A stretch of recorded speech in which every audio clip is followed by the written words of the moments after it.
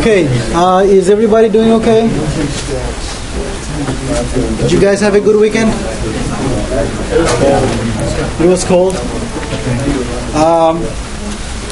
Remember I told you about how I forgot about my car at some point? Did you forget it again? No. So yesterday I was walking at the gym. You know, I see this guy who was coming out of the racquetball court, and he was leaving his earphones there, right?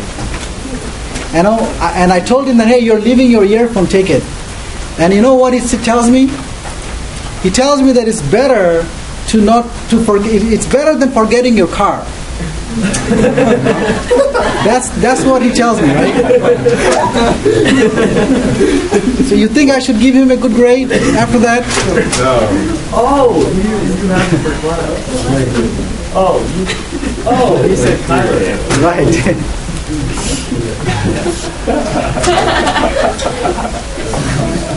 I thought it was just some random person. No. Why do I make fun of myself in the class?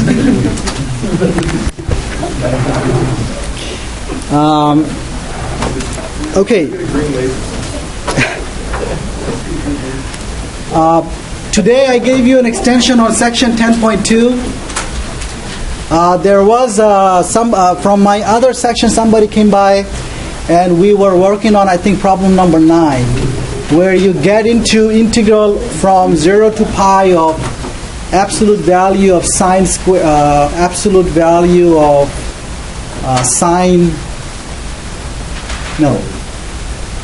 absolute value of sine 3t or 4t, something like that, right? And now I didn't realize it's a little bit tricky there. How do you come up with the integral of that? And you have to either break it up according to where sine is positive and negative, or you can look at the sine graph. So I think you get an integral like 0 to pi, absolute value of sine 3t, or instead of 3t you might have 4t or some other things. So you're going to do a substitution here by taking u to be 3t, and what you're going to get is that your integral from 0 to 3 pi sine of u in absolute value du. You might be getting 1/3 or something. I'm not saying what that is, right? But you have to realize what this integral is. If you look at the sine graph between 0 and 3 pi, it's going to look like this, right? Right? Here is 3 pi, here is 2 pi, here is pi, right? Here is 0. Now when you take the absolute value, then what's going to happen? With the absolute value, that's the graph, right? So if you're integrating this curve from 0 to 3 pi, what are you going to get? You're going to get the area, right? Notice that all of them have the same areas, right? Well then, I can just take the integral from 0 to pi, right? I can just take the integral from 0 to pi of sine of u, du, and then multiply this by 3, right? Am I making sense? So you can decrease your amount of work if you use that trick. But I realize it's a little bit trickier than I expected. Okay, so that's why I gave you that extension. In any case, you can go ahead and finish up that section 10.2. Okay. All right. So what I want to do here is sort of recap polar coordinates, so that if you have watched the videos and if you still have any questions left over it, you can go ahead and ask me today. But I'm going to go ahead. I'm not going to give you enough time to take notes today.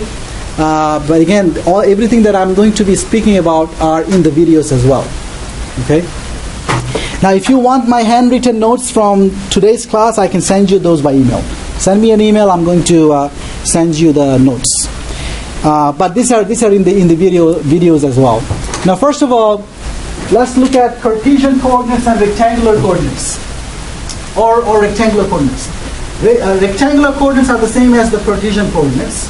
And what are they? Well, you have a x-axis, right? That's a copy of the number line. You have a y-axis, that's a copy of the number line. They intersect at the origin 0, right? They intersect at 0, and they are vertical to each other. Then given a point P, what are the rectangular coordinates of P? Well, the first coordinate of P, first rectangular coordinate of P is the distance of P from the y-axis, and the second coordinate of P is the distance of P from the x-axis, right? Clear? Now, if P is on the other side of y-axis, then the distance from the y-axis would be negative. If P is on the other side of x-axis, then the second coordinate will be negative, right? And so on. Given a point P in the plane, there is exactly one Cartesian representation, right? There is exactly one set of Cartesian coordinates for a given point in the plane. However, we lose that when we look into polar coordinates. So let's say, now speak about the polar coordinates. In the polar coordinates, there are two axes as well. One axis is the horizontal axis, x-axis. Okay, x-axis again is a copy of the number line. So you have 0, positive numbers, negative numbers, right? You don't have any y-axis for the polar coordinates, okay? But I wrote the y-axis for reference. Another axis for the polar coordinates would be the polar axis. So what is the polar axis?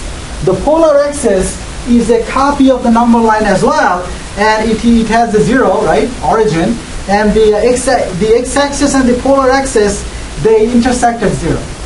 Now the polar axis is initially on top of the x-axis, okay, and you move it around. You move it clockwise, counterclockwise, and so on, right? So the polar axis is something that you move. Now in the rectangular coordinates, you don't move any axis, right? You don't move anything, any of the axis. But in the polar coordinates, you move the polar axis. That's why you have more than one set of polar coordinates for the same point. Now, let's say I have a point P, and I am using the red dot here to denote the point P. I want to know what are the polar coordinates of the point P. How do I come up with that? So the point P is that red dot. How do I come up with the polar coordinates of P? This is what you do. You move the polar axis clockwise or counterclockwise, however you want, however many times you want to move it, but you move your polar axis counterclockwise or clockwise until you intersect the point P. So here, let's say I move my polar axis counterclockwise by an angle theta in order to get to the point P. Now, which side of the polar axis is positive side and the negative side? Which side of the polar axis is positive in this case? Well, notice that the polar axis is directing toward P, right? Because I move the polar axis counterclockwise by theta. So the polar axis, the positive side of the polar axis is directing toward P. When that happens, then I know that the distance from the origin to P is positive. Okay, this is the positive side of the polar axis. This is the negative side of the polar axis, right? Now, what is the first polar coordinate of P? The first polar coordinate of P is R. In this case, R is what? In this case, R is positive. How do I know that? Because the positive side of the polar axis, because P lies on the positive side of the polar axis, right? So the distance from 0 to P is positive. Am I making sense? Notice, if I have the point Q, if I have the point Q, let me use the blue dot here. The blue dot here is the point Q. What is the first polar coordinate for Q? Well, notice if I use the angle theta, the polar axis intersects Q as well, right? But Q lies on what side of the polar axis? Q lies on the negative side of the polar axis, So the distance from the origin to the point Q is negative. Let's say Q is at the same distance as P is, but on the opposite side, right?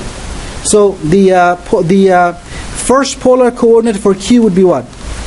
Negative r, right? Is that making sense? Is everybody okay? All right, so that's one thing. So here I have theta for the second coordinate of P. But notice that this is not the only way I can move my polar axis to get to P, right? There are many other ways. What would be another way? Another way is that I can move my polar axis beginning from the x-axis counterclockwise, one complete revolution, and then make another angle theta, right? So what is that red angle? That's what? Theta plus 2 pi, right? If I use theta plus 2 pi, then another polar representation of P would be what? Same r. R is still positive. Why? Because P will be on the positive side of the polar axis. Positive side is still directing in the same direction as theta. And then what would be this? This would be theta plus 2 pi, right? Is that the only other representation of P? No. Imagine now the following, right? I go around once, right? I go around twice. I go around 3 revolutions, 4 revolutions, as many times as I want. I can make any number of complete revolutions and then go by theta units, right? So that means if I add 2n pi to theta, the position of my polar axis is still the same, right? And P is still on the positive side of the polar axis. So theta r comma theta plus 2n pi would be a polar representation of the same point P, right? So how many do I have here? Infinitely many. For every value of n is what here? N is plus or minus 1, plus or minus 2, plus or minus 3, and so on. Okay? And 0. Now, what would be polar? So I want a polar coordinate. I want a set of polar coordinates for P where the first coordinate is negative. How do I get there? Well, think about the following. If I move my polar axis beginning from the x-axis by, let's move it by theta plus pi. So if I move it by theta plus pi, this is the angle I get. You agree? That's what? Theta plus pi. If I move my polar axis by the angle theta plus pi, now what's the positive side of the polar axis? The positive side of the polar axis would be what? This direction, right? You agree? You have the polar axis on top of the x-axis, you're moving it until theta plus pi. So the positive side is now directing in the direction given by the pink arrow, right? So now, if you look at the point P, what are the coordinates of the point P? Same point P now is what? Same point P, now what would be the first coordinate? The first coordinate would be now negative, right? It will be negative r, comma, theta plus pi, right? You agree? Am I making sense here? Remember, I assumed r was positive, right? I assumed r was positive in the first case. So negative r is negative. Why the first coordinate of P negative now? Because P is now on the negative side of the polar axis. Also, I can add 2n pi to it. I can add 2n pi to it, and get any other angle for which I'm going to get negative first coordinate. Am I making sense? Now, there are 2 representations that I have here. One is this representation, right? Another is this representation. They give you these two gives you complete list of polar coordinates of P. Am I making sense? These two gives you complete list of polar coordinates for P. There are none other. Am I making sense? Let's look at an example.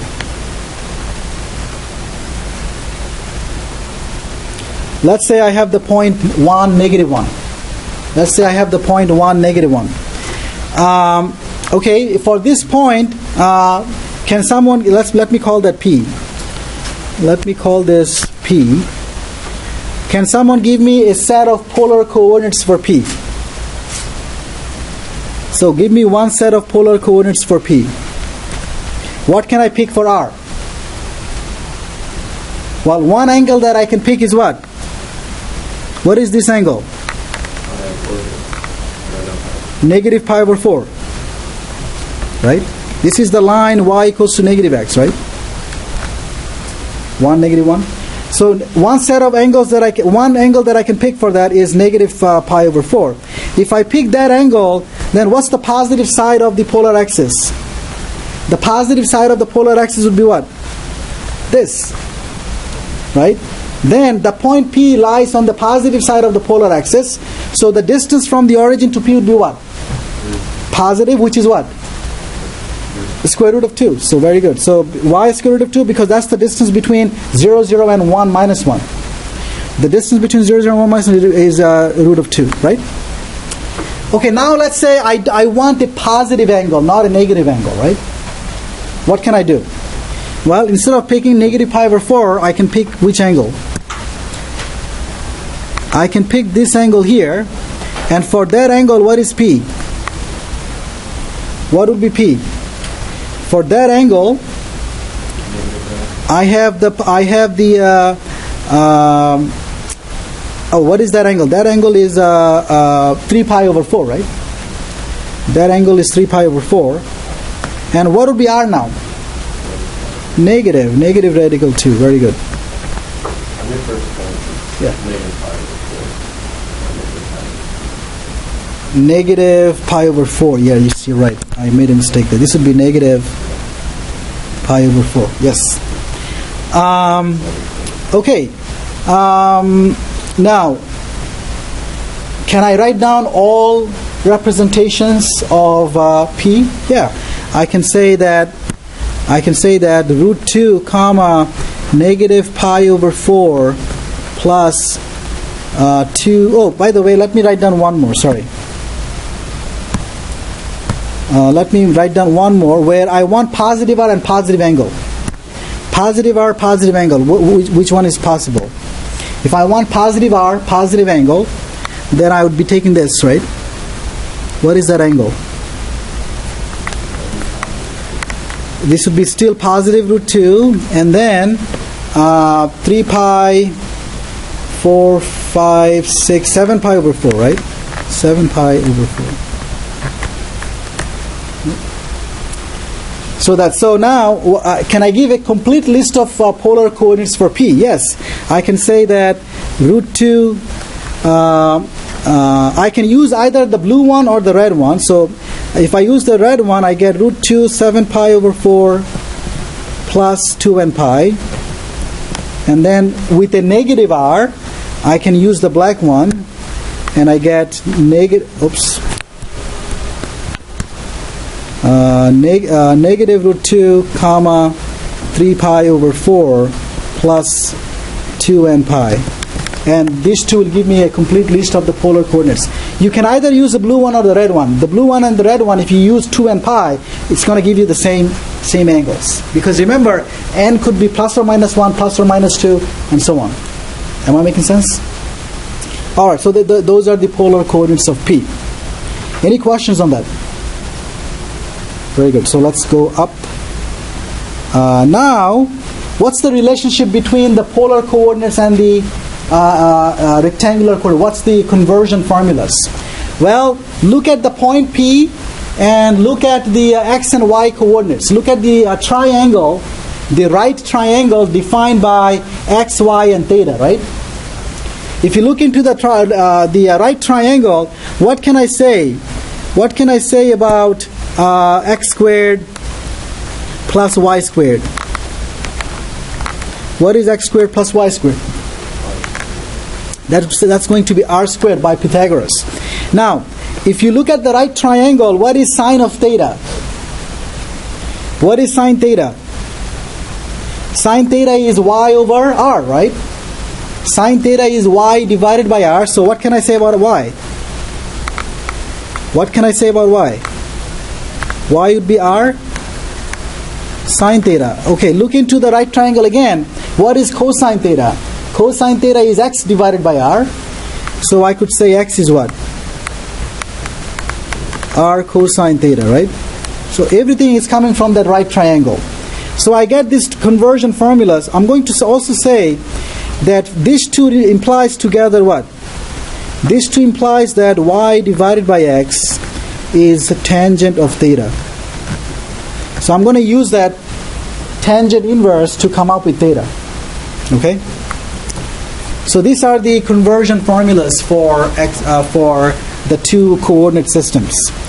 Okay, my first problem, convert the given point from polar to rectangular. This is the easy direction. Why? Why is it the easy direction? Well, if you want to come up with the rectangular coordinates, I know what is x. X is r, which is negative 3 here, times cosine pi over 6. What is y?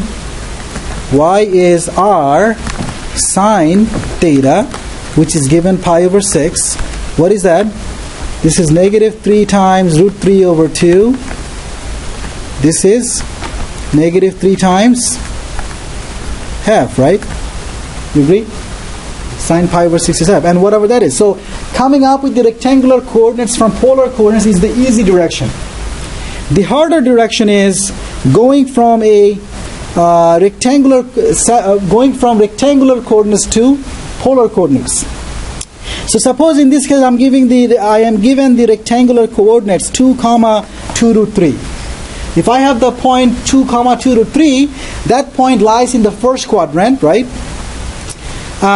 First of all, let's come up with a polar representation where r is positive. Well, the first thing I'm going to do here is I'm going to look at what is r. So what is r? R squared is x squared plus y squared, right? So what is that? 2 squared plus 2 root 3 squared. What is that equal to? Is that 16? Everybody's okay? 16. Okay, what is r then?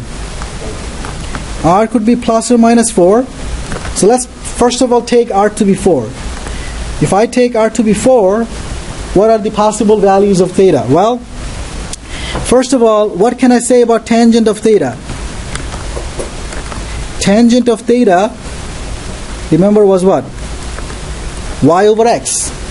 What is y? Y is 2 root 3. What is x? 2. So what am I getting? Root 3. Tangent of theta is root 3, right? Now, what would be theta then? Theta would be tangent inverse of root 3. But there is a problem, right? You have to remember, tangent inverse gives you an angle where? Tangent inverse gives you an angle between negative pi over 2 and positive pi over 2. It gives you an angle in the first quadrant or the fourth quadrant, right? Between negative pi over 2 and positive pi over 2.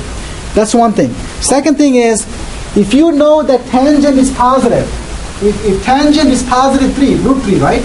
So because tangent is positive, I know that the tangent inverse will give you an angle between 0 and pi over 2 in the first quadrant. Tangent inverse gives you an angle in the fourth or the first quadrant. But if you know that tangent is positive, you know that the angle will be in the first quadrant. So what is tangent inverse of root 3? Pi over 3. And I know that this is this angle here. This has got to be pi over 3 in the first quadrant. Okay? So now I could say that if I take r to be positive 4, then I could take theta to be pi over 3. But is that all? Well, I can add what? I can add 2n pi to it, and I will come back to the same position for the polar axis, right? Right? Okay, so that's the representation when r is positive 4. What if r is negative 4? When r is negative 4, what theta can I pick? You don't have to do anything. It's just from memory, we can pick theta to be what? Pi over 3 plus pi. Right? If I pick pi over 3 plus pi, now what's the positive direction of the polar axis? If I use pi over 3 plus pi, now the positive direction of the polar axis is where? This way, right? So then the r value would be what? Negative, right? Negative 4. So now I know that what is pi over 3 plus pi? 4 pi over 3, right? 4 pi over 3. So the polar representations where I can pick negative 4 would be 4 pi over 3 comma, oops, not comma, sorry, plus 2 and pi. Am I making sense? Now, you could also say what? You could also say, instead of going 4 pi over 3, you could also go the negative direction, right? Am I making sense? If you go the negative direction, what angle is this? So that is, what is this angle here?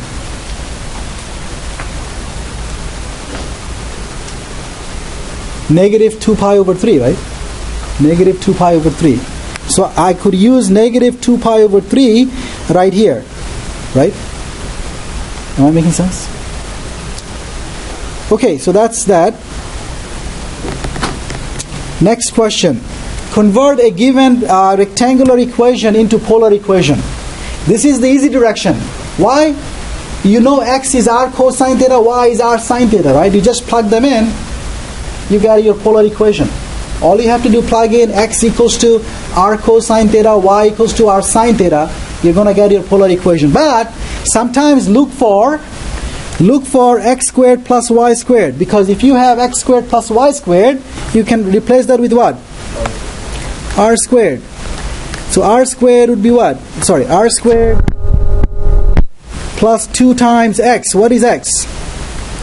R cosine theta for x, and then 3. You're done.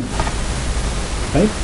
So converting from rectangular equations to polar equations is easy. Now, converting from polar to rectangular is a little bit harder. However, it's not too bad. You have to remember just one thing. You have to remember that there are 3 conversion formulas, right? X squared plus y squared is r squared. X is r cosine theta. Y is r sine theta. You have to somehow convert by using those 3. Now, in this case, I wish, if you look at 2 sine theta, if I had an r on the right hand side, I'm in business, right? I can replace r sine theta by y. But I don't have that r. However, we can multiply both sides by r, and we get 2r sine theta, right? And once I get this, now what is r squared? R squared is x squared plus y squared. 2r sine theta is 2 times what? Y. I'm done. I got the rectangular equation that I wanted. However, let's say I ask you one more question. What's the graph of what's the graph of this polar equation? Can I identify it by using the rectangular equation? The answer is yes. If you look at the rectangular equation, I know that it's going to be a circle. Why? Because what I have is x squared plus y squared minus 2y is equal to 0. Once I have this, I'm going to complete the squares for x and y. For x, it is already a perfect square. For y, I am going to do the following. I look at the coefficient of y. What's the coefficient of y? The coefficient of y is negative 2. Take half of it, 1. Take square of it, 1. So I'm going to add 1 on both sides. Now these 3 can be factored out as what? These 3 can be factored out as y minus 1 squared. right? So what is that? This is the equation of a circle of radius what? Let me write one more line. This is x minus 0 squared plus y minus 1 squared equals to 1 squared. So this is the circle of radius 1 centered at 0, 1. So what is that? Circle of radius 1 centered at 0, 1. Circle of radius 1 centered at 0, 1. So I know that this circle will be tangent to the x-axis, right? This circle will be tangent to the x-axis. Is everybody okay? Oftentimes, I ask you a question like this. Maybe instead of having 2 sine theta in the problem, I might have 3 sine theta or 4 sine theta or 4 cosine theta. Am I making sense? You have to do the same thing that I did here. Is everybody clear? Now, the next homework that you have is on graphing, right? So let's do an example on graphing. Graphing the polar equation. Everybody's done writing down the circle? Okay, how do I sketch the graph of r equals to 1 plus sine theta? How do I sketch the graph of r equals to 1 plus sine theta? Well, it's not too bad.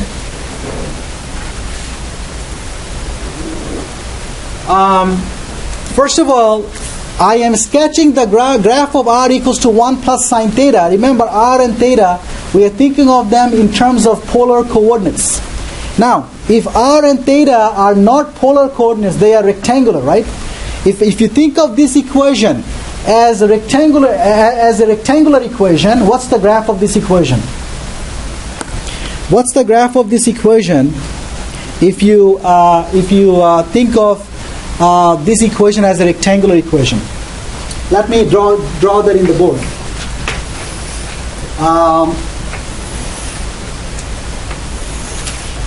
This is y equals to 1, this is y equals to 2, and then I get something like this. Right? If I sketch the graph of 1 plus sine theta, right, r equals to 1 plus sine theta, if I graph that by assuming that this is a rectangular equation, right, then I'm just going to get the sine graph shifted by 1, right? The sine graph shifted by 1 upward. But that's not what we want, right? We want to sketch the graph of that polar equation, not rectangular equation. However, knowing this guy is helpful. Why? Because this is going to tell me how r is increasing and decreasing as a function of theta. How is r increasing and decreasing as a function of theta? Well, you can either find the derivative of r with respect to theta, find out where the derivative is positive and negative, and come up with where r is increasing and decreasing, right? So I have done that analysis, or I have looked at the rectangular graph of the rectangular equation, and came up with how r is increasing and decreasing. One thing that I have to say though, when I sketch the graph of this equation, this polar equation, do I have to consider all values of theta? Here, theta could be any real number, right? The domain of sine is any real number, so theta could be anything. But do I have to sketch the graph of this for all values of theta? The answer is no. Sine theta is periodic with period 2 pi. So if I know the graph of this between 0 and 2 pi, if I know the graph of this between 0 and 2 pi, I'm done. I have obtained the entire graph. This is only because sine is periodic. Otherwise, I cannot say that. Is everybody clear? Now, I have the interval from 0 to 2 pi. I want to sketch the graph of the polar equation over that interval. What I'm going to do is find out where r is increasing and decreasing. So I did that. So break out the interval from 0 to 2 pi according to at pi over 2, pi, and 3 pi over 2. Now, what is the value of r at 0? When theta is 0, what is r? When theta is 0, sine 0 is what? 0, r is 1. When theta is pi over 2, when theta is pi over 2, sine pi over 2 is? I'm going to get r to be 2. When theta is pi, sine pi is -1, so I'm going to get r to be 0. Or where was I looking at? I made a mistake here, didn't I?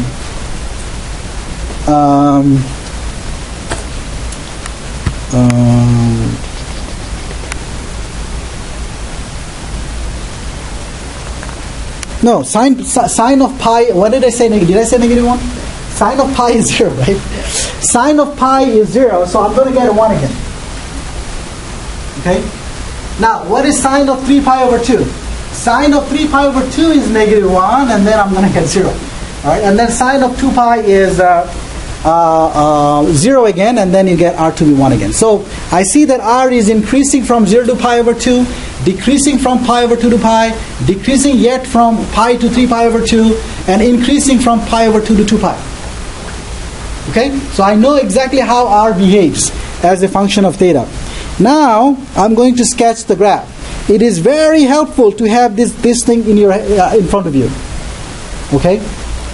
You should make a copy of that and use that to to draw the graphs of polar equations. It'll make life a little bit easier. Okay, so what am I going to do? Well, I'm going to first plot the points that I obtained. So when theta is 0, what do I get? R to be 1. I am going to say when theta is 0, R to be 1, I'm going to say that I get 1 to be here, okay? So for me, 1 is 2 units from that picture, okay? So 1, I get when theta is 0, I get r equals to 1. Okay, when theta is pi over 2, what is r? R is 2. So when theta is pi over 2, right here is pi over 2. When theta is pi over 2, right here, r is what? 2. So 1 here, 2 would be here, right? The way I picked my unit length, right? And then when theta is pi, r is 1. So here is pi, and when theta is pi, r is 1. R is 1, right? When theta is pi, what's the positive direction of the polar axis? When theta is pi, the positive direction of the polar axis is this, right? So when r is 1, would be right here. Okay, when theta is 3 pi over 2, r is 0. So when theta is 3 pi over 2, r is 0. And finally, when theta is 2 pi, right? 2 pi would be right here again, right? So then r comes back to the same point, right? Now, looking at only these 4 points doesn't really tell me how to add up the points. So I'm going to plot more points. Let's figure out what's the r value when theta is pi over 6. When theta is pi over 6, what's the r value? When theta is pi over 6, r is 1 plus sine pi over 6. Sine pi over 6 is half. 1 plus a half is 3/2, right? So I am going to get 3/2. So 3/2 would be where? Right here. Okay, notice that if I look directly across from pi over 6, symmetrically on the other side of y-axis, I'm going to get what angle? I'm going to get 5 pi over 6. If you look at 5 pi over 6, I am going to get this point. Because sine 5 pi over 6 is the same as sine of pi over 6, right? Okay, let's pick another angle. 7 pi over 6. 7 pi over 6. Sine of 7 pi over 6 is what? -1/2, right? -1/2, so it's 1 minus a half, so you're going to get half. So what would be half? Half would be right here. Same thing happens at 11 pi over 6. At 11 pi over 6, I'm going to get, again, r to be half, right? Those are the points I get, right? Is that okay? Okay, now we sketch the curve. What do I know? As theta goes from 0 to pi, when theta is 0, the radius is what? The radius is 1, right? Now, if the radius doesn't change, you're going to get the circle of radius 1, right? So now, what is happening? The radius is increasing, right? The radius is increasing from 1 to,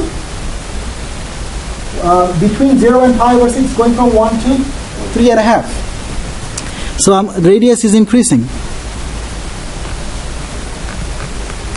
Okay, and then between pi over 6 and pi over 2, what's happening? Between pi over 6 and pi over 2, the radius is still increasing, right? So it is still increasing. Right? You look at the polar axis is sweeping through, and you're getting that curve. And then between pi over 2 and 5 pi over 6, it is decreasing again. R is decreasing, so you're going to get this part. And between 5 pi over 6 to pi, it is still decreasing. And between pi and 7 pi over 6, still decreasing, right? Still decreasing. And what?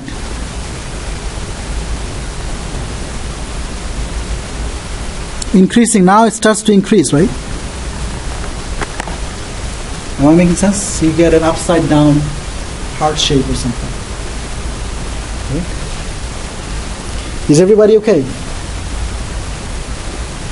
Is it clear how to draw it? If you have this circle in front of you, it's very easy to draw. Okay. You can just Google polar coordinate. There will be many pictures like this. Just print one of them out. Okay. And this I'm going to provide that to you in the exam, but for your practice, you should print it out and work on it. Okay. Is everybody clear how to come up with the graph? Extremely important how to graph for various reasons, and especially when you go to Calc 3. Very important to know. Okay. Now I want to ask you the following question. Let's say I want to know the slope of the tangent line at the point where theta is 0. So what is that point? Theta is 0 right here, right? Theta is 0 right here. So at that point, what is the slope of the tangent line? What's the slope of the tangent line at the point where theta is 0? How do I find that? The answer is, well, did I give you any slope formula for a polar equation? No. Can I give you one? Yes, but I won't. What am I going to do? Well, I'm going to do the following. I'm going to, first of all, whatever the polar equation is, I am going to write it as a parametrized curve. How? Well, if I have the polar equation r is 1 plus sine theta, I am going to say x is r cosine theta, y is r sine theta, right? Replace r by 1 plus sine theta. Okay?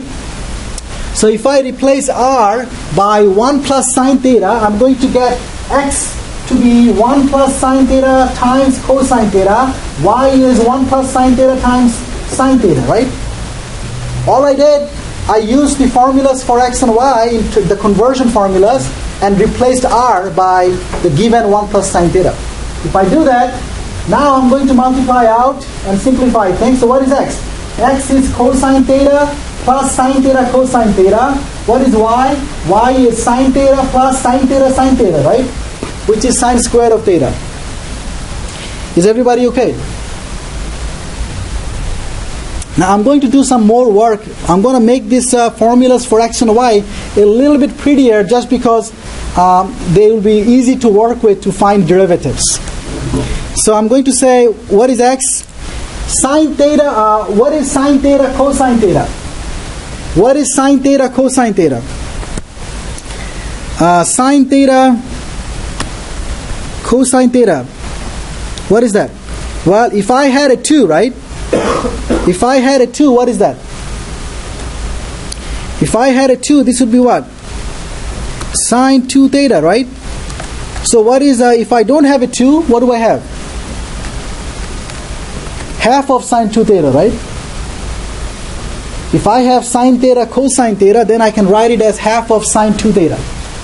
You agree? Once again, what I said was 2 sine theta cosine theta is sine 2 theta. Divide both sides by 2. You're going to get half of sine 2 theta. So that's what I plugged in for x.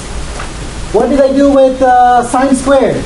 Sine squared of theta, sine squared of theta, sine squared of theta is half of 1 minus cosine 2 theta, right?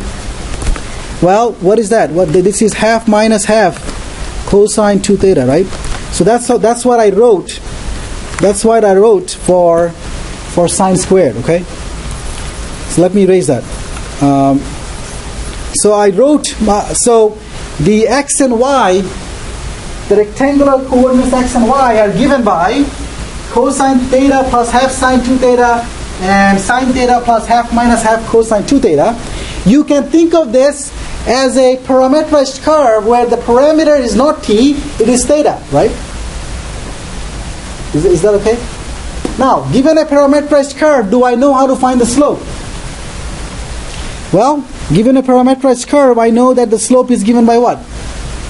Slope is given by dy dt divided by dx dt, right? But instead of using t, we are using theta. So this would be what?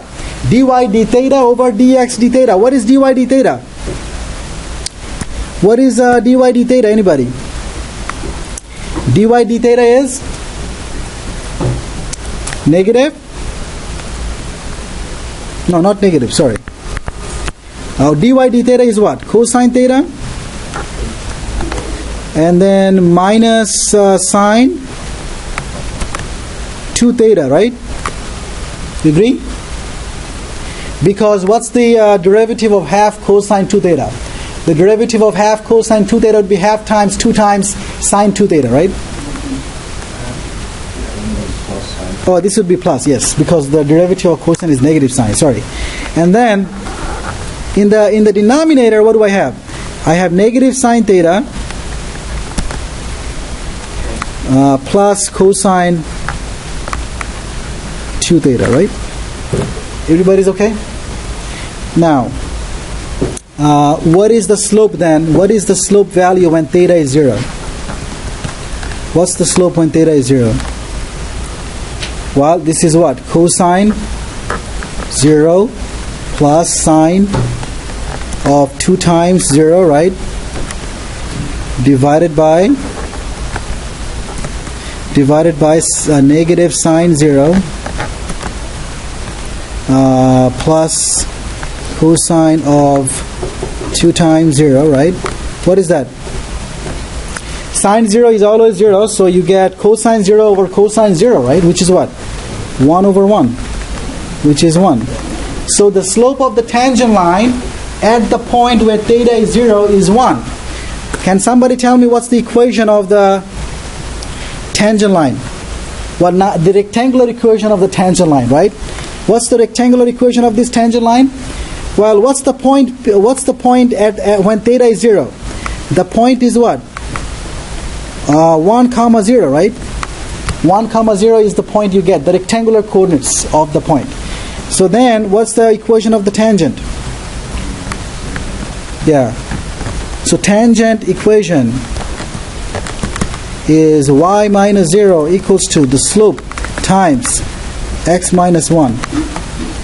Okay? Any questions at all? So now you know how to find slopes. This would be in your next homeworks, finding slopes and equations of tangents. Equations of tangents, you will always write the rectangular equation, right? Okay, so I'm going to stop here.